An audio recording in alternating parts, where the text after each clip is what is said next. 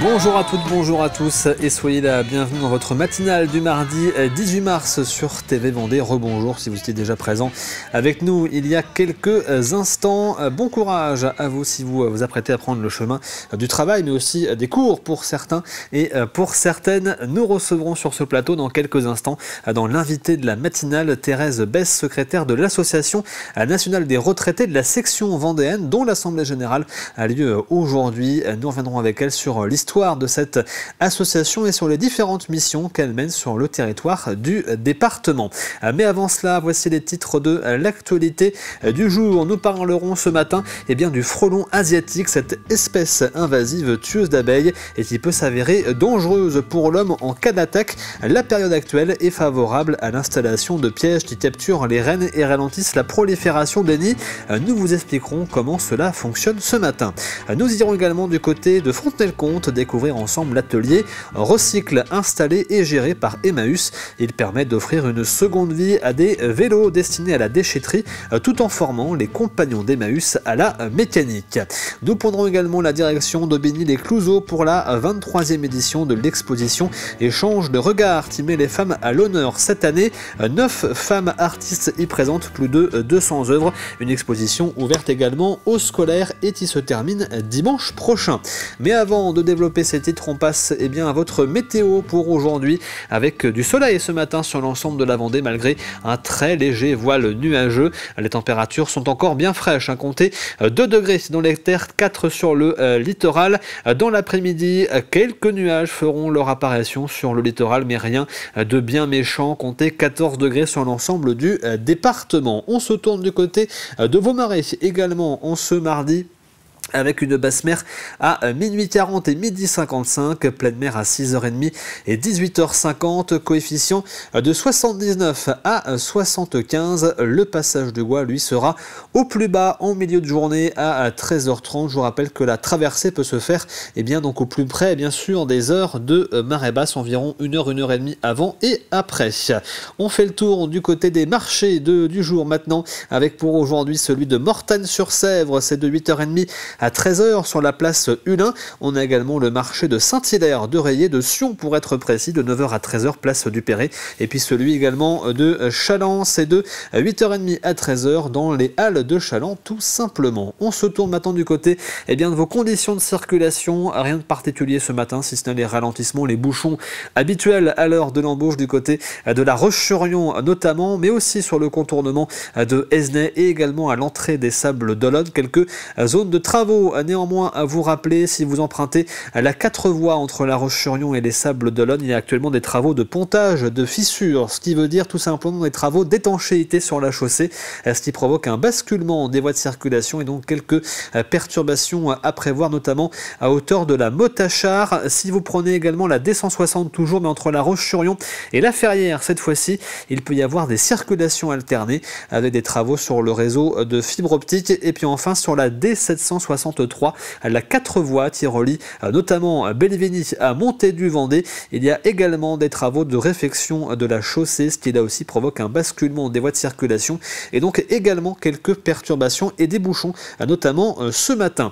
Et en ce mardi, nous fêtons les Cyril. Bonne fête donc à tous. Et puis un petit clin d'œil bien sûr particulier à Cyril Guillet, journaliste au sein de la rédaction de TV Vendée. Il est temps de passer à l'actualité du jour. Voici le journal.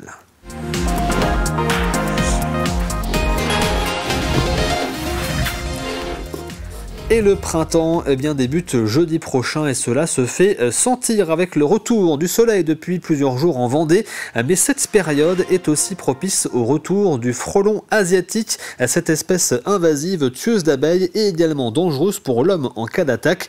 Sa présence en Vendée a été constatée pour la première fois en 2009. C'est actuellement le moment d'installer des pièges afin de capturer les reines et ainsi empêcher la prolifération des nids. Mais cela ne se fait pas n'importe comment. Voici les explications de Mathis Pires. Bon, on va installer ça. Dans un coin de son jardin, Paul Bretin installe son nouveau piège. Une boîte en plastique conçue pour piéger les reines frelons asiatiques attirés par le sucre. Là, c'est des trous. Une fois passées par cette grille jaune, impossible pour elles de ressortir. Les frelons sont attirés par cet appât. Et les trous sont faits de telle façon que les abeilles ou tout autre insecte vont pouvoir ressortir. Donc on verse l'appât. À l'arrivée des beaux jours, c'est la période parfaite pour installer ces pièges anti-frelons asiatiques. Mais il faut faire attention à respecter quelques critères pour ne pas provoquer l'effet inverse. On piège surtout au printemps pour les reines. Il faut des pièges sélectifs pour protéger la biodiversité. Le but, c'est pas de détruire, c'est pas parce qu'on a un frelon qui est invasif qu'il faut détruire tous les insectes. Des pièges efficaces, car plus loin, cet apiculteur de passion a installé d'autres pièges juste à côté de ces ruches. Vous voyez, là, on en voit 3. Ici, 3 reines capturées. Alors, c'est la destruction de 3 nids potentiels. Et quand on sait qu'un nid peut comporter jusqu'à 5000 individus et qu'un individu par jour peut consommer jusqu'à 50 abeilles par jour, l'impact, il est important. Cette espèce invasive, caractéristique de ses pattes jaunes et de sa taille, est un problème de santé publique, mais aussi de dérèglement de la biodiversité. Alors, pour lutter contre, l'Assemblée nationale a voté le 6 mars dernier un projet de loi visant à endiguer ces frelons. C'est une bonne avancée parce qu'il va permettre aussi une harmonisation des pratiques avec un contrôle de l'administration, des administrations départementales et régionales. Et c'est du ressort des organismes à vocation sanitaire, donc le GDS pour l'organisation du piège de printemps, pour défendre les intérêts des apiculteurs qui sont adhérents du GDS, et puis toute l'organisation de la destruction des nids qui relève désormais de la compétence de l'OVS végétal, donc Pollenise en Pays de la Loire, en lien avec les collectivités. Ce plan d'action national comporte 2 méthodes complémentaires. La capture des reines au printemps et la destruction des nids des frelons asiatiques. Et en 2023, 2933 nids de frelons asiatiques avaient été détruits dans la région. Nous irons encore plus dans le détail de ce sujet jeudi matin, puisque nous recevrons sur ce plateau Maud Lardon, animatrice environnement et biodiversité au sein de Pollenise, l'organisme à vocation sanitaire végétale chargé de la destruction des nids dans la région. Nous revenons maintenant sur le deuxième acte du procès du raid punitif mené dans plusieurs communes vendéennes en novembre dernier par 10 jeunes. Après le jugement des 8 mineurs du groupe le 5 mars dernier, les 2 autres prévenus majeurs étaient entendus hier par le tribunal correctionnel de La Roche-sur-Yon. Florian Wozniak revient pour nous sur cette audience. Poursuivis pour faits de violence en réunion, aggravés par plusieurs circonstances, les 2 jeunes prévenus, âgés de 18 et 19 ans, comparaissaient ce mardi après-midi devant la cour correctionnelle du tribunal judiciaire de La Roche-sur-Yon. Après une lecture approfondie des 4 scènes de violence qui ont eu lieu en novembre dernier, où des coups et des dégradations ont été occasionnés, il a ensuite été demandé aux 2 prévenus d'expliquer leur version des faits, d'expliquer également pourquoi étaient-ils présents sur les lieux. Tour à tour, ils répondront ne pas avoir connaissance de la genèse de ce raid punitif, mais néanmoins, ils ont reconnu leur présence sur place. J'ai agi sur une question d'ego, répondra l'un d'entre eux. Néanmoins, je ne connaissais personne, rétorquera-t-il. Plusieurs victimes présentes sur place ont ensuite exposé leur version des faits. Et c'est finalement le ministère public qui a pris la parole, requérant 6 mois et 1 an de prison avec sursis pour les 2 prévenus. Néanmoins, nous ne connaîtrons le jugement que le 4 avril prochain, le tribunal ayant prononcé la mise en délibéré de cette décision. Et je vous propose d'écouter la réaction de maître Franck Boézek, l'avocat de plusieurs familles de victimes après cette décision du tribunal. Écoutez, les parties civiles sont contentes de ce que les audiences soient terminées. Elles auraient préféré connaître le sort judiciaire réservé à ces 2 majeurs aujourd'hui, mais voilà, on s'adapte. La juridiction est chargée, elle a besoin de temps pour étudier les situations et les revendications financières et je pense aussi les positions parquetières. Donc c'est normal que le tribunal ait le temps qui lui paraît nécessaire pour juger. Et pour information, les avocats de la défense n'ont pas souhaité réagir et répondre à nos questions à l'issue de cette audience. Direction Fontenay-le-Comte maintenant pour découvrir l'atelier Recycle installé en 2024 à côté de la déchetterie par Emmaüs. Cet atelier permet tout simplement de donner une seconde vie à des vélos donnés par des particuliers, à des entreprises ou des associations ou bien destinés justement à la déchetterie. Des vélos recyclés, bon marché à l'achat, qui retrouvent ainsi une seconde vie. Il permet également aux compagnons d'Emmaüs de se former à la mécanique. Reportage Grégoire de Châtillon. Recycle comme recyclage, c'est le concept de cet atelier vélo solidaire à Fontenay-le-Comte. C'est un projet pilote pour Emmaüs France. Le constat, en fait, il a été simple. Il est issu d'une réflexion avec le SICODEM, qui est la société de traitement des déchets, qui trouvait beaucoup de vélos dans les bennes métal. Emmaüs étant spécialiste du réemploi sur le local, la réflexion a été simple. Est-ce qu'on peut retraiter des pièces de vélo? Est-ce qu'on peut retraiter des vélos pour leur donner une seconde vie? Alors la première des choses, c'est réparer, réemployer. Donc tous les vélos qui nous sont donnés par des particuliers, des entreprises, différents organismes ou structures associatives. Donc on les refait. Les compagnons apprennent du coup le métier de technicien cycle. Et une fois que ces vélos sont refaits, on les met à la vente à tarif solidaire. On essaie toujours d'avoir un premier prix aux alentours de 45-50 euros. Puis après, on a des vélos de très haut de gamme, au moins à 130 euros. Réparation, vente, location solidaire pour le retour à l'emploi, mais aussi vélo-école pour une remise en selle.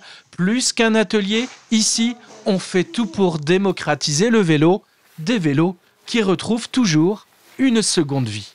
Il faut soigner ça, la gaine. Plus ce qui est là, tout ça là, comme c'est abîmé. Et du coup, il faut tout mettre en état. Et puis, ça, le frein aussi. Du coup, il faut soigner. Et puis, on va voir ça aussi si ça fonctionne. Bon, souvent, avec 3 vélos, on en refait un complètement. On a toujours, en fait, sur quel que soit le vélo qui arrive, une pièce à réutiliser, une partie du vélo en fait, qui peut servir pour rééquiper un autre. Si vous voulez faire réparer votre vieux vélo pour pas cher, ou bien en acheter un à bas prix, pensez à ces vélos recyclés. C'est un concept solidaire en faveur de la sobriété et de la mobilité qui pourrait bien faire des petits. La 23e édition de l'exposition Échange de regards se déroule actuellement à Aubigny-les-Clouseaux et ce jusqu'à dimanche prochain à la Maison des Associations. Organisée par l'association Croc Art, cette édition est placée sous le thème féminin, pluriel et singulière. 9 femmes artistes de la région y participent avec plus de 200 œuvres présentées. Une exposition qui se veut pédagogique avec la participation de nombreuses classes vendéennes, comme nous l'explique Grégoire de Châtillon. Une cinquantaine de classes venues s'ouvrir à la création artistique pendant une semaine. Une exposition donc aussi pédagogique pour féminin pluriel et singulière. C'est son titre. En effet, toutes ces œuvres sont le fruit de 9 femmes artistes de la région. On ne voulait pas se restreindre à choisir des femmes qui ne parlent que des femmes. Donc on en a effectivement qui parlent des femmes, mais pas que, pour avoir un univers plus vaste, parce que les femmes sont, comme on l'a dans le titre de notre exposition, plurielles, et puis elles sont aussi singulières, donc chacune leur style et leur thème de travail.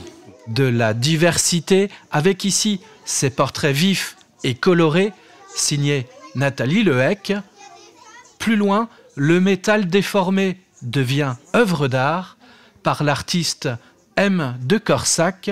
Là, la femme dans tous ses états, entre fragilité, sensualité et mouvement, des créations que l'on doit à Christine Poupeau, l'artiste vendéenne basée à Landronde, expose également ce grand tableau appelé Sororité, un hommage à ces personnalités qui ont, à leur époque, participé à l'évolution de la condition féminine.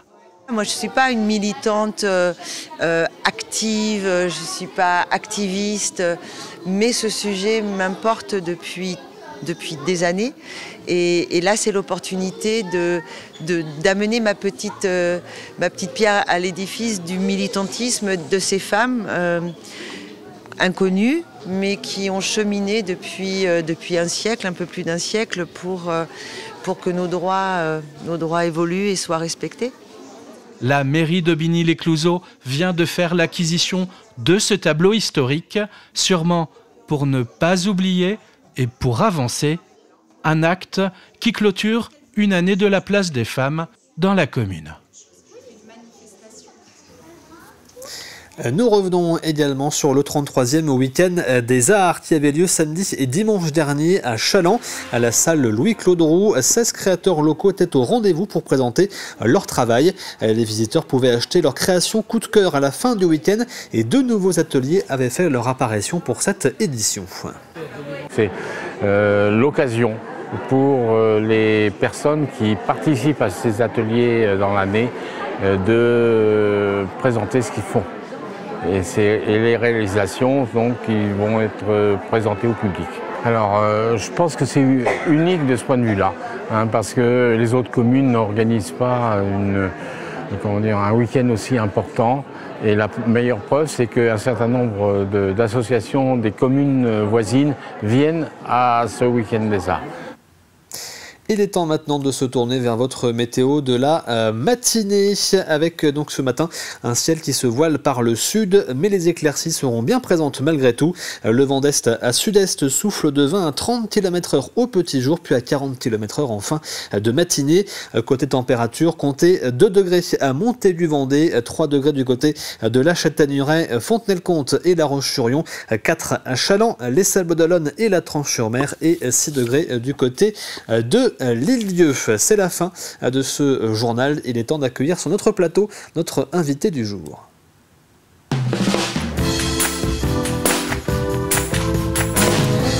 Et notre invité ce matin, c'est vous, Thérèse Besse. Bonjour. Bonjour. Bienvenue sur le plateau de la matinale. C'est une première pour vous sur ce plateau ce matin. Vous êtes la secrétaire de l'Association nationale des retraités de la section vendéenne, je précise. Vous avez votre assemblée générale aujourd'hui, qui est donc prévue d'ailleurs dans quelques minutes, entre guillemets, juste après cette matinale. Première question, toute simple. Qu'est-ce que c'est que cette Association nationale des retraités? Quelles sont vos missions? Alors, cette association nationale de retraités, c'est vraiment, ça s'adresse aux retraités. Cette association a 2 objectifs, c'est-à-dire s'entraider et se retrouver. Voilà. Et donc aujourd'hui c'est l'Assemblée Générale, l'occasion de faire un petit peu le bilan donc de l'année écoulée, de parler des projets à venir pour 2025. Avant de parler justement un petit peu des projets, un petit mot sur l'histoire de cette Association nationale des retraités qui à l'origine a été créée par un postier qui était destiné, si je ne dis pas de bêtises, d'abord aux membres de la Poste avant de s'élargir. Voilà, tout à fait. Et bientôt un siècle, puisqu'en 1929, c'est un facteur qui a eu l'idée de créer cette association, cette loi 1901, qui s'adressait à des personnes qui arrêtaient de travailler, bien sûr, pour la retraite, et qui avaient peur de ne pas trouver des lieux pour se retrouver conviviaux, des lieux conviviaux, Donc il a créé cette association au niveau national. Donc nous, en Vendée, l'association a été créée en 1970, aux alentours des années 70, par une personne qui était postière et une autre personne qui arrivait à la retraite et qui a créé ce groupe Vendée et qui fonctionne depuis ce temps-là. Et donc au niveau national, c'est 60 000 adhérents au sein de l'association, 1000 adhérents sur le territoire donc, de la Vendée. Donc toutes les personnes retraitées, quelle que soit leur profession, quel que soit l'âge, peuvent vous rejoindre. Oui, c'est une nouveauté depuis quelques années, puisque l'ouverture date très récemment. Voilà, et donc toute personne peut nous retrouver. Nous avons des activités qui s'adressent à tout public, voilà, et à tout public retraité, bien sûr, mais qui a besoin de bénévoles pour faire fonctionner toutes ces activités. J'ai vu qu'il y avait aussi un petit peu d'évolution sur le financement de l'association. Vous êtes aussi en recherche, je crois, oui, de partenaires pour vous accompagner. Tout à fait. On est en recherche pour nous accompagner, puisque comme l'association était avant subventionnée par la Poste et France Télécom Orange, et que progressivement tout s'est arrêté, et cette année c'est vraiment l'arrêt complet de la subvention de la Poste, nous sommes en recherche de mécènes qui pourraient nous apporter des soutiens pour les différentes activités, parce que sans argent, on ne peut pas du tout commencer d'autres animations. Alors vous parlez d'activité, on va en parler justement dans quelques instants, mais avant cela il y a une phrase que j'ai vue sur votre site tout simplement qui résume bien un petit peu les missions de l'association. Ce sont des retraités bénévoles au service des retraités. c'est tout à fait vrai. Et voilà, ces retraités bénévoles donnent de leur temps, cherchent des nouveautés, essaient de trouver des actions, et surtout ces retraités bénévoles se préoccupent de leurs aînés. C'est-à-dire, on appelle des visiteurs sociaux, 38 visiteurs sociaux en Vendée, sur plusieurs territoires géographiques, vont visiter des personnes de plus de 85 ans et se préoccupent des personnes seules, surtout en période d'été par exemple, mais aussi aux périodes des fêtes. Voilà. Vous abordez 4 grandes thématiques. On parlait à l'instant donc de la question de l'entraide, qui est une valeur fondamentale de l'association. Il y a aussi la question des loisirs pour tous, parce que c'est vrai que lorsque l'on prend sa retraite, parfois on peut s'interroger sur ce que l'on va faire quand on a eu une vie professionnelle active, bien remplie, et que du jour au lendemain, les journées le sont un petit peu moins. Que faire, entre guillemets, pour ne pas tourner en rond ? Alors, on peut d'abord devenir membre, tout simplement, pour bénéficier des apports, mais on peut aussi être bénévole pour amener des nouvelles animations et des choses qui pourraient plaire à d'autres retraités. Et parmi ces animations, vous prévoyez un petit peu tous les ans plusieurs activités, des voyages, des sorties culturelles, différentes visites aussi de sites ou dans différentes régions de France. Oui, voilà. Il y a des activités régulières, hebdomadaires ou bi-hebdomadaires, tels que jeux d'échecs, pilates et autres jeux de société. Mais il y a aussi des journées de sortie, d'escapades en Vendée ou dans les départements limitrophes, et des voyages plus loin, à l'étranger, où des personnes partent pendant 1 semaine ou 2 semaines et voyagent au titre de l'association. Vous avez aussi toute une partie sur le travail dédié notamment aux besoins, aux différents droits de succession. Le travail, par exemple, sur les droits de succession aussi, sur la question administrative pour les retraités. Comment bien préparer aussi, entre guillemets, la suite ? Oui, bien préparé, oui, parce que beaucoup de retraités aujourd'hui ont besoin d'aide pour les démarches administratives. Donc, les moyens numériques, tout ce qui est à faire aujourd'hui, parfois, on pense que des personnes très âgées, même qu'on appelle nos aînés, ont besoin d'aide, puisque ces moyens-là ne sont pas forcément assurés par les familles ou par les gens de leur entourage. Et parmi aussi ces missions, il y a celle de faire entendre tout simplement la voix des retraités. C'est d'ailleurs un devoir pour l'ANR, défendre les droits des retraités, bien sûr en Vendée, mais pas seulement. Voilà. Avec d'autres unions ou fédérations, l'ANR au niveau national s'engage pour préserver les retraités, préserver leur niveau de vie. Bien qu'on ne croit que les retraités sont aisés aujourd'hui, je pense que les retraités apportent au contraire de la richesse apportent de la richesse à la société, puisqu'ils assurent des services près des petits-enfants, près des régénérations, et aussi aident parfois leurs parents.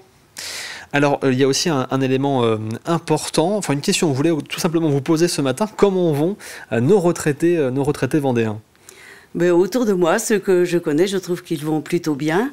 En sachant que quand même c'est la santé qui est le plus important quand on est retraité, et que les problèmes médicaux, les problèmes de déserts médicaux sont importants, et qu'on a besoin de militer et d'aider les gens à se défendre de ce côté-là. Un mot sur les prochaines actions à venir pour l'association. Il y a plusieurs activités qui sont déjà prévues, si je ne me trompe pas, du côté de Saint-Nazaire, et aussi la participation au spectacle des Petits Souliers d'Ukraine à Longeville-sur-Mer. Voilà, tout à fait. Le 12 avril à Longeville, donc l'association se préoccupe d'amener des personnes donc en covoiturage ou autre à Longeville-sur-Mer, et le 25 avril à Saint-Nazaire pour la visite des chantiers de l'Atlantique. Voilà, il reste encore quelques places, n'hésitez pas, vous aurez tous les renseignements sur le site internet de l'association. Et justement, si on est un futur retraité ou qu'on vient de prendre sa retraite et qu'on souhaite vous contacter pour avoir justement quelques conseils, échanger avec vous, ou pourquoi pas pour vous rejoindre, comment fait-on tout simplement ? Alors pour nous rejoindre, donc il y a le site internet www.anrvendée.org, et puis autour de vous, il y a peut-être des adhérents, comme nous sommes 930 en Vendée actuellement, sur tout le département, peut-être qu'il y en a autour de vous qui peuvent vous renseigner. En tout cas, n'hésitez pas. Vous avez le téléphone et l'adresse sur le site internet. Merci beaucoup Thérèse Besse d'avoir été avec nous ce matin, secrétaire donc de la section vendéenne de l'Association nationale des retraités, et bonne assemblée générale à vous. C'est à Esnay, si je ne dis pas de bêtises, aujourd'hui. C'est à Esnay, à la forêt d'Esnay, donc à partir de 9h ici, vous entendrez le délégué national et le délégué régional, ainsi que monsieur Jérôme Carissimo, qui est le directeur d'Orange, qui viendra parler de la fermeture du réseau téléphonique cuivre en Vendée. Merci beaucoup Thérèse Besse encore une fois pour votre venue ce matin et donc pour toutes ces précisions sur l'Association nationale des retraités. Il est temps déjà de passer au jeu de la matinale tout simplement.